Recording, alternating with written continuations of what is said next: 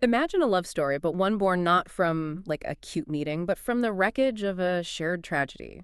How do you find connection, let alone romance, when the person right in front of you is tied to your absolute deepest pain? Today we're doing a deep dive into Yulin Kuang's incredibly buzzy debut novel, How to End a Love Story.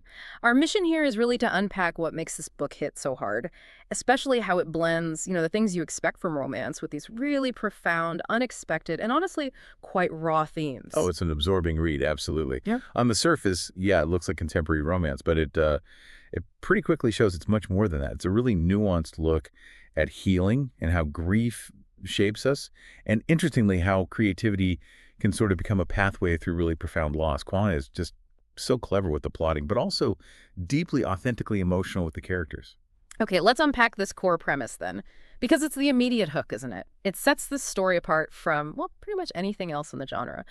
At the center, you've got Helen Zhang. She's a screenwriter, doing well, on the rise, and she lands what sounds like a dream job, adapting this best-selling YA novel into a big TV series. Yeah, That's great, right? like the dream gig. But here's the massive complication, the kind that makes you, just gasp when you first read it. The author of that very book, it's Grant Shepard. And Gramp is the man Helen shares this irreversible, tragic past with. Years ago, their lives tangled up in this devastating car crash when they were teens, an accident that tragically killed Helen's sister. Wow. Yeah. And what immediately grabs you is just the almost suffocating dramatic tension this shared trauma creates. You meet them years later, and it's clear neither of them has really processed it, not really, let alone moved on. No. So when they're suddenly thrust together in this high-stakes, high-pressure Hollywood writer's room, All right. it's not just a reunion. It's like an involuntary excavation of these old, really deep wounds.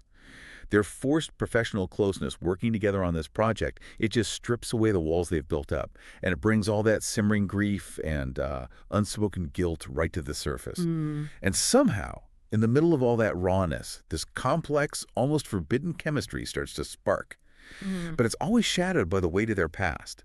It makes you ask right away, can love actually be rebuilt on the ruins of shared tragedy? Or is that foundation just too broken? It's such a powerful setup. You feel that tension right from page one, don't you? Yeah. And here's where I think it gets really interesting, because that core conflict lets the book explore so much more than just, a romance. What makes this more than just a love story for you? What layers does Kwang peel back? Well, like you said, it dives headfirst into the heavy stuff. Grief and guilt are absolutely central. They're almost like characters themselves. The book gives us such an honest portrayal of grief, like really unvarnished. It emphasizes, and this is done so well, that grief doesn't follow some neat timeline or predictable path. No, it's messy. Exactly. It's messy, it's illogical, it's deeply personal, and it pops up again, often at the worst moments, even years later. It clutches you off guard. Kuang uses these specific, almost mundane details, like Helen hating certain songs or Grant's little nervous habits, to show subtly how trauma embeds itself in everyday life. It's not just the big emotional blow-ups, it's woven into the fabric of things. It's a very grounded way of showing how pervasive it is. And it's not just their individual grief, is it? It's also about the incredibly difficult dance of navigating it together, especially when one person might feel maybe a different weight of responsibility. Exactly. That's a key part. It shifts from just individual struggle to this, like, shared journey. Their healing process almost becomes a joint venture, whether they want it to be or not. So at its core, the novel then becomes about second chances. And not just for romance, but for that deep fundamental healing. It asks, can these characters truly forgive themselves?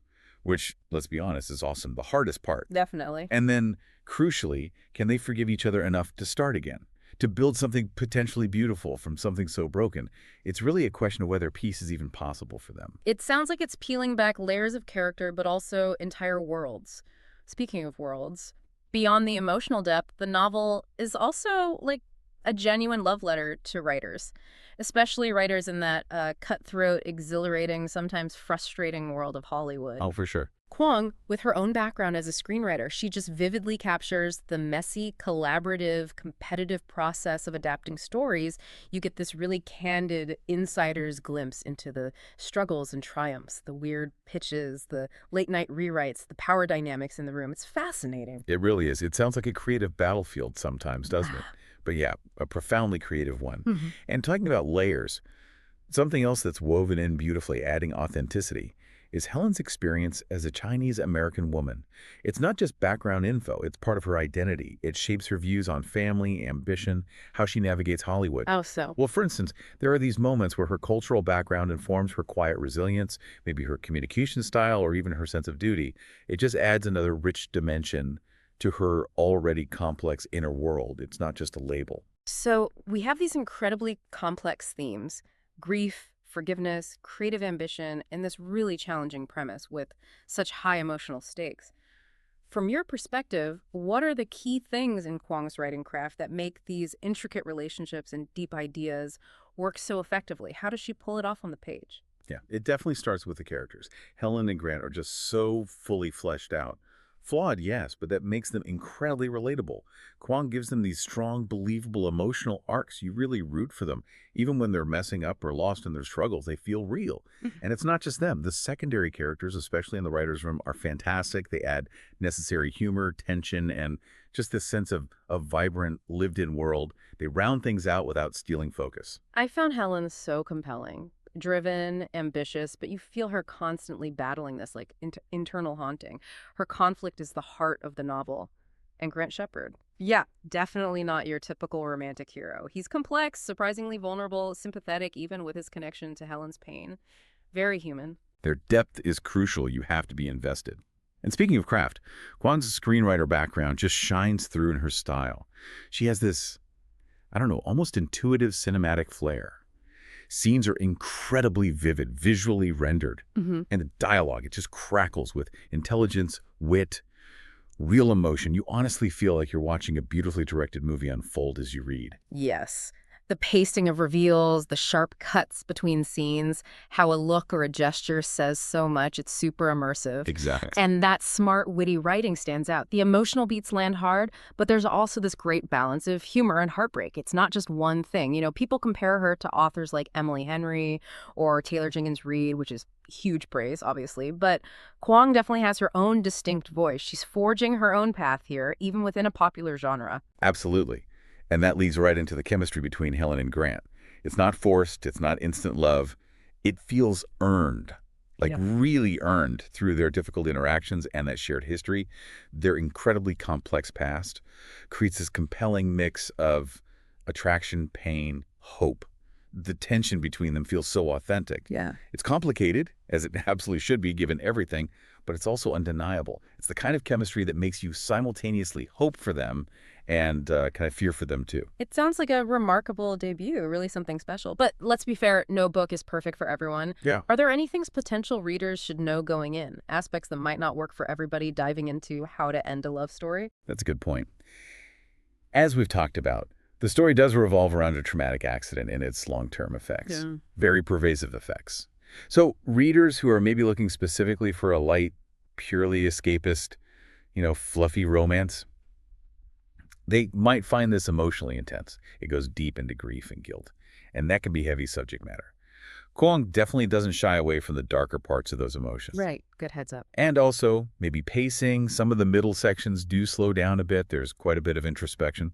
Now, this definitely deepens the characters, lets you explore their internal worlds and healing journey, which is great. But it might test the patience of readers who prefer a much faster-moving, plot-driven story with constant external action, that asks you to sit with the character's thoughts for a while. Okay, that makes sense. So after unpacking all of this, what does it all mean for you, the listener, thinking about picking up How to End a Love Story? What's the final verdict on this debut? Well, my final verdict, which lines up with all the buzz and that solid 4.5 out of 5 rating it gets, is that How to End a Love Story is really a standout debut.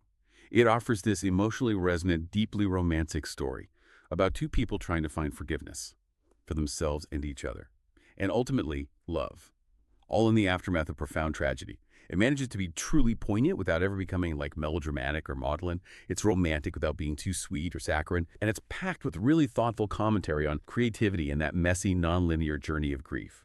If you like heartfelt, character-driven contemporary romance that isn't afraid to tackle deep human experiences, I think you'll find a tremendous amount to love here. It's a book that stays with you. What an incredible deep dive. This novel really seems to defy easy labels, doesn't it? It's a love story, sure, but it's so much more. A raw look at grief, the bumpy road to healing, and that fascinating peek behind the Hollywood curtain. This isn't just about escaping into a story, it's about understanding how powerful stories can tackle complex human stuff in unexpected, really moving ways. It offers both escape and reflection. It kind of reminds us that sometimes the most beautiful, most authentic beginnings can emerge from the most painful endings. Which maybe raises an important question for all of us, doesn't it? Thinking about how true healing and the ability to genuinely start over might actually come from facing and integrating our most painful shared experiences, and maybe how creativity itself could be a crucial transformative path through that whole process. It makes you wonder, what new beginnings might be hidden just waiting to be discovered in our own seemingly impossible or unresolved endings?